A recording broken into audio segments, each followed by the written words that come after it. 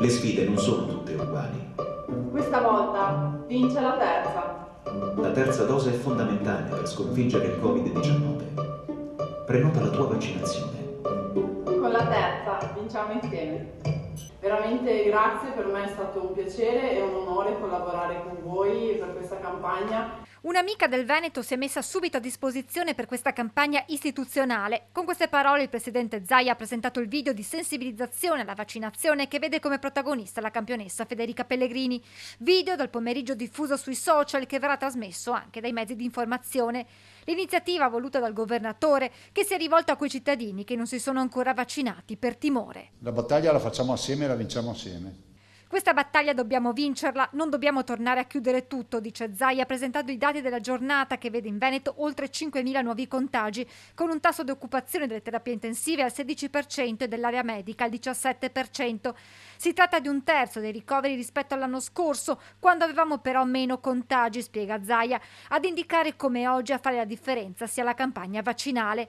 Ma se la situazione ospedaliera dovesse peggiorare, il passaggio in zona arancione sarà inevitabile, per questo il Veneto ha pronto un provvedimento per salvare la stagione sciistica. Vi dico già che stiamo preparando un provvedimento, una mia ordinanza, affinché anche in presenza di zona arancione si continui a sciare. E il pensiero di Zaia va a tutti gli operatori della sanità veneta da quasi 2 anni in prima linea nella lotta al Covid.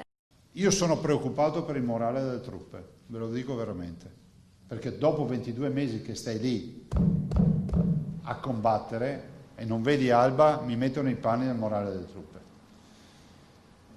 C'ho i miei che mi dicono che vedono operatori cinquantenni con la lacrima. E in questi 20 mesi il grazie di Zaia va anche ai giornalisti. Desidero veramente ringraziare la stampa per il grande, poderoso ed eccezionale lavoro che ha fatto in questo anno, anche l'anno prima. Un Veneto che chiude ancora una volta il proprio bilancio tax free e continueremo ad esserlo. Se chiederemo un sacrificio ai veneti sarà per il sociale.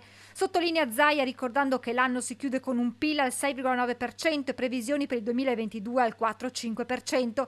C'è poi la sfida che passa attraverso i 229 miliardi di euro del PNRR. Noi ci siamo candidati per tutta la partita sicuramente della sostenibilità e questo senza escludere ovviamente il grande blocco dell'idrogeno. Veneto candidato a diventare laboratorio per la produzione e distribuzione, ma soprattutto per la mobilità a idrogeno a partire dai treni. E a proposito di treni, Stiamo anche lavorando per Hyperloop, no? Che è il treno ad alta velocità, direi che è il treno più veloce del mondo